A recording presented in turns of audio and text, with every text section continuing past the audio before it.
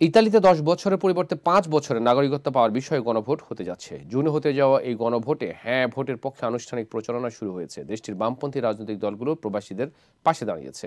ইতালিতে নাগরিকত্বের আবেদনের সময়সীমা ১০ বছর থেকে কমিয়ে ৫ বছরের আনার প্রস্তাব উঠেছিল পার্লামেন্টে, তবে তা প্রত্যাখ্যান হয়। এরপর স্বাক্ষর সংগ্রহের মাধ্যমে বিষয়টি করায় আদালতে।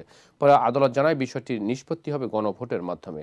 এমন নির্দেশের পর জনগণের সম্মতি নিতে আগামী ৭ ও ৮ জুন গণভোটের আয়োজন করেছে কট্টর ডানপন্থী জর্জিয়া মেলোনি সরকার। হ্যাঁ ভোটের পক্ষে আনুষ্ঠানিক প্রচারণা শুরু হয়েছে রাজধানী রোম থেকে। এরই মধ্যে ইতালির প্রধান বিরোধী দল ডেমোক্রেটিক পার্টি সহ বামপন্থী রাজনৈতিক দলগুলো প্রবাসীদের পক্ষ নিয়েছে।